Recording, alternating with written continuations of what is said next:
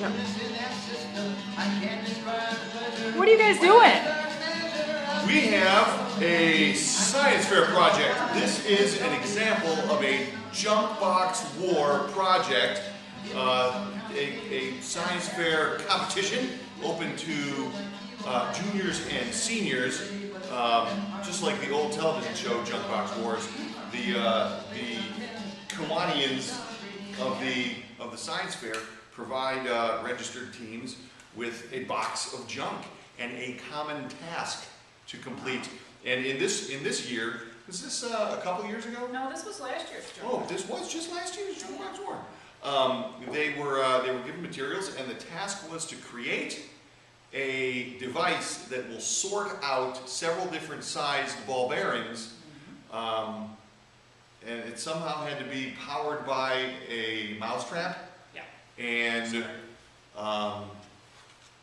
it had to sort out those ball bearings. Well, dude, let's see it go. So we've got a mousetrap trigger here. 3, 2, 1. Uh-oh. Wait.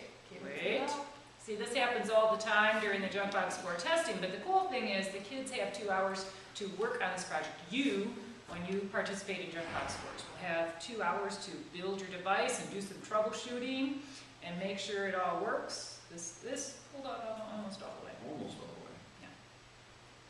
And then you break it. Well, we can Then reset. you bring up your device and it's tested against all the other ones. We can reset. Yeah, we'll work on that later. Okay. Ow. Okay. So today we're going to talk to you about the Chapter 3 test hints. And this chapter test, it should be pretty straightforward. There are, 32 questions. 25 of them are multiple choice. And this is on metric measurement, conversion, scientific notation, and all sorts of stuff. And look what we found on the metric cootie catcher. And you can either use it to practice metrics or figure out who you're going to go to prom with. So. Pick one. Well, no, you have to pick on the outside first. Leaders. Leaders. Say when. When? Deci.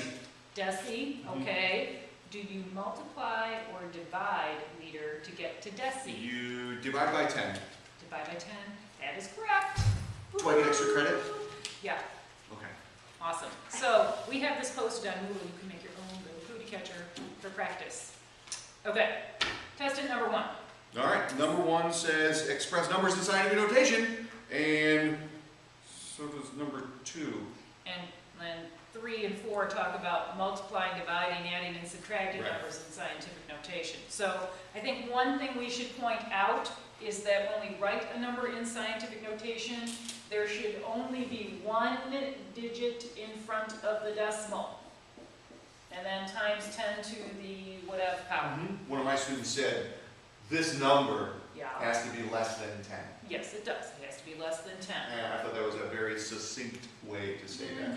And one thing that is incorrect that I see sometimes our students do, they write this 1, 2, 3 to the 5th power. That's a totally different number. That is so not the right thing to say. Right. So a couple things to watch for.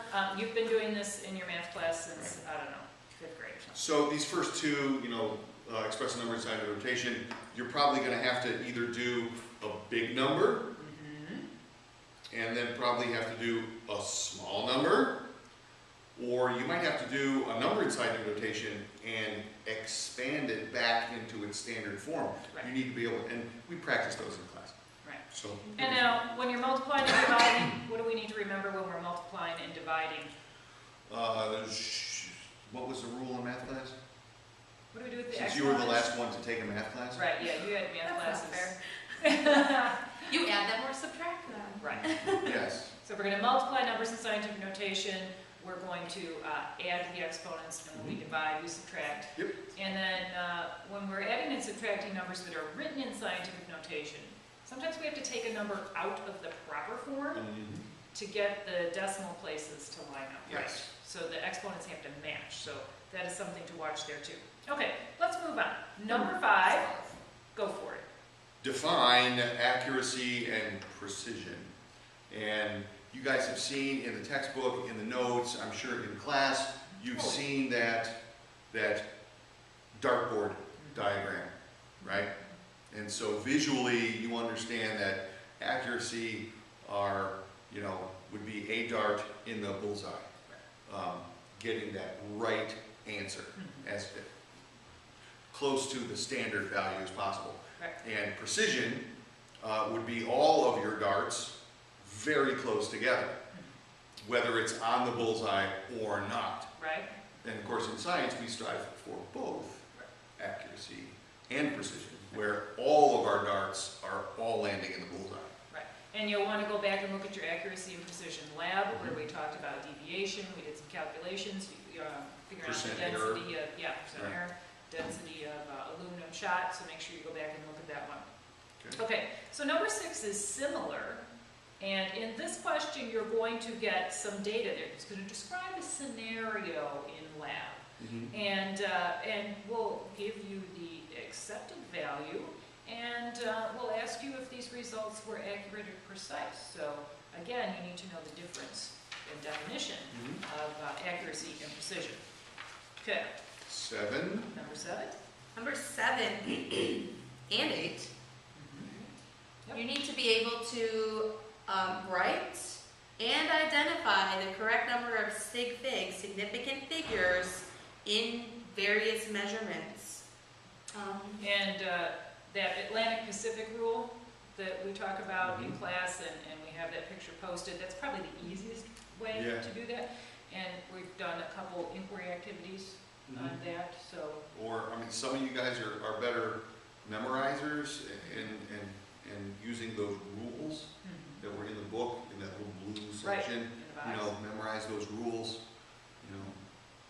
Anyway, There's 100 ways to get yourself through this part of the test. okay.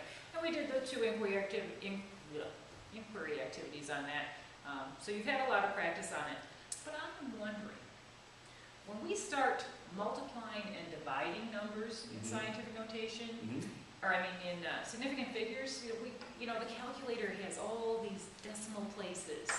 So how do we know where to stop our answer?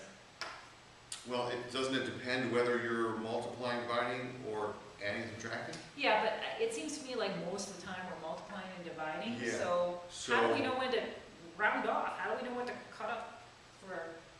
You're only as strong as your weakest link.